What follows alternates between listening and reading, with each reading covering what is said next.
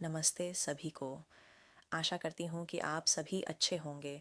मैं आज जल्दी से यह वीडियो इसलिए बना रही हूँ क्योंकि पिछले कुछ समय से आप में से बहुत से लोग मुझसे ऐसे सवाल पूछ रहे हैं, मैं कनाडा कैसे जा सकता हूँ?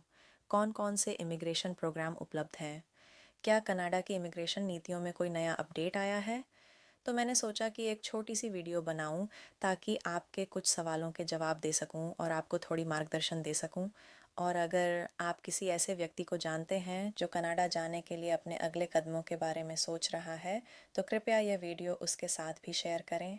फ़िलहाल कनाडा में फ़ॉरेन वर्कर प्रोग्राम्स को लेकर कोई बड़ी घोषणा नहीं हुई है और कई विशेषज्ञों का मानना है कि अगले 1 साल तक भी स्थिति काफ़ी शांत रह सकती है। लेकिन चिंता मत कीजिए, एक ऐसा रास्ता अभी भी उपलब्ध है जिसके बारे में लोग उतनी बात नहीं कर रहे हैं, और वह है फ्रैंकोफोन प्रोग्राम। ये प्रोग्राम उन लोगों के लिए बनाया गया है जो फ्रेंच भाषा बोल सकते हैं, और मेरी राय में अगर आप नए प्रोग्राम्स के खुलने का इंतज़ार नहीं करना चाहते तो यह इस समय सबसे अच्छे विकल्पों में से एक हो सकता है। अब मैं जानती हूँ कि आप क्या सोच रहे हैं। एड्रियाना, मुझे तो फ्रेंच आती ही नहीं। मुझ पर भरोसा कीजिए, यही बात ज़्यादातर लोग कहते हैं। लेकिन अच्छी खबर यह है कि आज के समय में फ़्रेंच सीखना लोगों की सोच से कहीं ज़्यादा आसान और सुलभ है।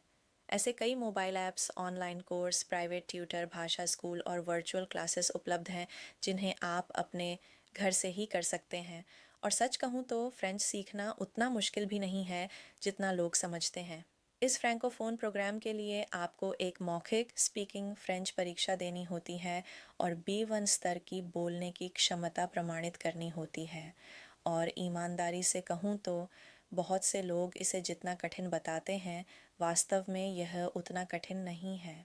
अगर आप समर्पित हैं, लगातार अभ्यास करते हैं और नियमित रूप से सीखते रहते हैं, तो आपके लिए बहुत सारे संसाधन उपलब्ध हैं जो आपको इस लक्ष्य तक पहुंचने में मदद कर सकते हैं। अब एक और बात जो मैं अक्सर सुनती हूँ, लेकिन एड्रियाना, मैं हर दिन फ्रेंच में काम नहीं करना चाहता, और यहीं से बात और दिलचस्प हो जाती है। इस प्रोग्राम के तहत उपलब्ध सभी नौकरी के अवसरों में आपको काम और संवाद अंग्रेज़ी में ही करना होता है।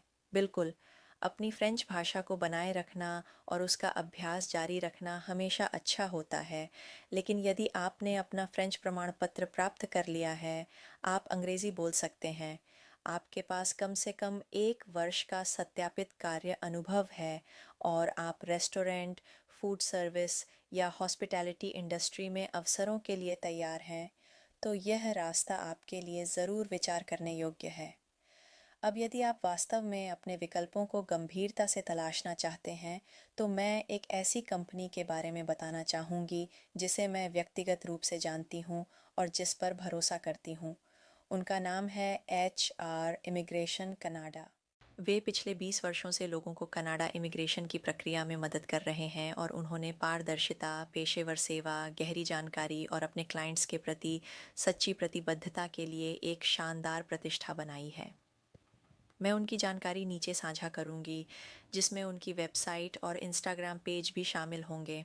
मैं आपको सलाह दूंगी कि आप उनके सोशल मीडिया पेज भी फॉलो करें, क्योंकि वे नियमित रूप से इमिग्रेशन अपडेट्स, नीति परिवर्तनों और महत्वपूर्ण घोषणाओं की जानकारी साझा करते हैं जिन्हें आप मिस नहीं करना चाहेंगे।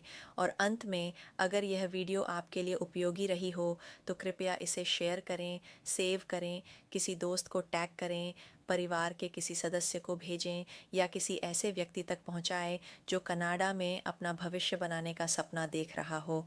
और कौन जानता है, शायद एक दिन मैं खुद भारतीय नागरिक बन जाऊं।